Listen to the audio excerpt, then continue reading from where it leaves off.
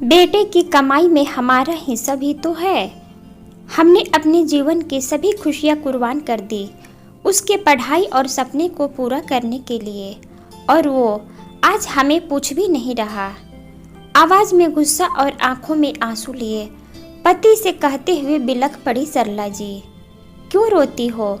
जब तक मैं जिंदा हूँ तुम्हें कोई कष्ट नहीं होने दूंगा, कहकर पत्नी को ढांढस बंधा रहे थे दीनानाथ जी।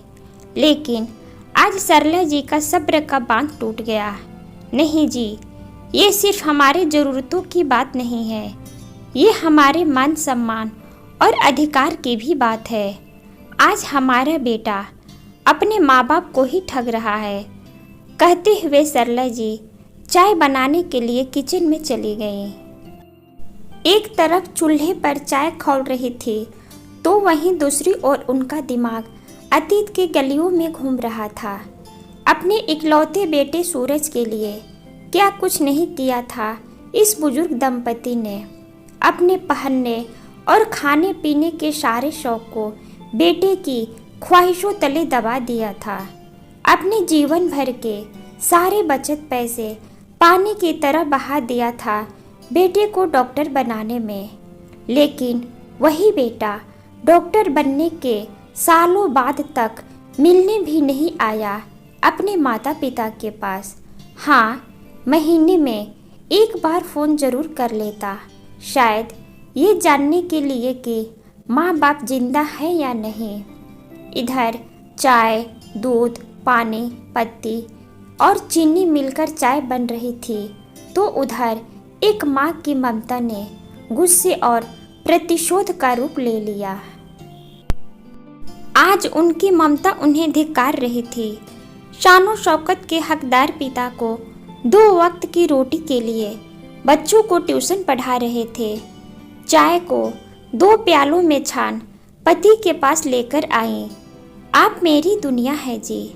आज तक मैंने अपने बेटे के लिए आपसे बहुत लड़ाई की, आपको बहुत परेशान किया, लेकिन अब मैं आपके मान सम्मान की लड़ाई लड़ूंगी।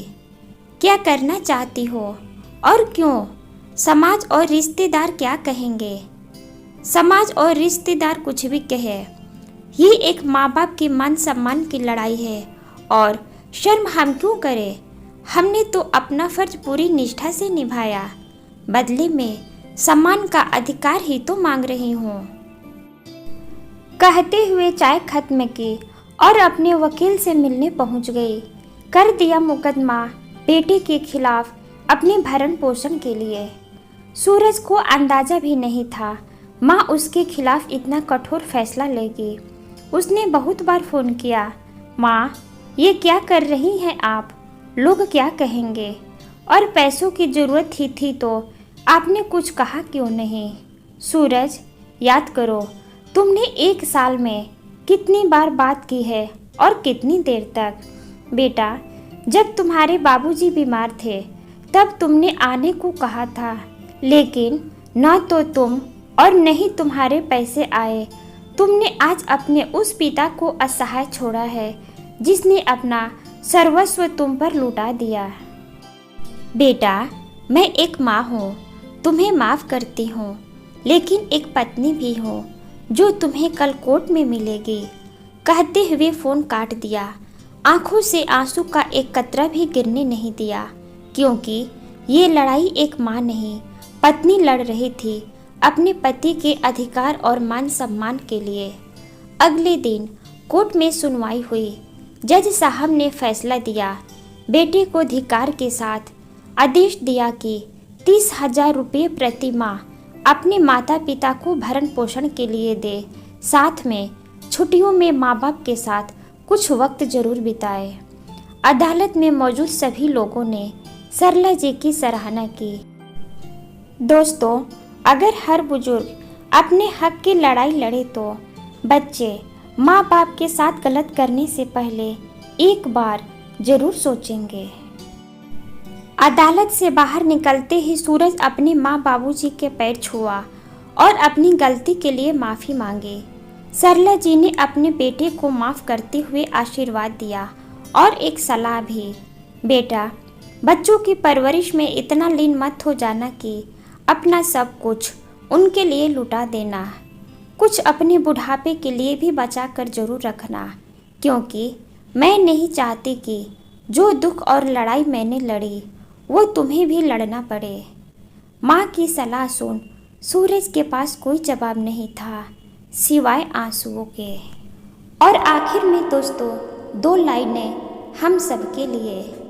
मत छोड़ना साथ कभी उन हाथों का, मत छोड़ना साथ कभी उन हाथों का जिसने तुझे चलना सिखाया। मत रुलाना कभी उन आँखों को जिसने तुझे मुस्कुराना सिखाया। मत छोड़ना कभी अपने माँ बाप को, मत छोड़ना कभी अपने माँ बाप को जिन्होंने तुझे इस खूबसूरत दुनिया से रूबरू कराया।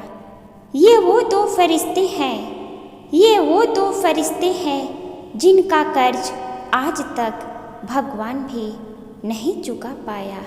जी हाँ दोस्तों, ये सच है, भगवान भी आज तक माँ बाप का कर्ज नहीं चुका पाए हैं, लेकिन उनकी सेवा कर हम थोड़ा सा कर्ज जरूर कम कर सकते हैं। आशा करती हूँ यह छोटी सी कहानी आपको जरूर पसंद आई होगी।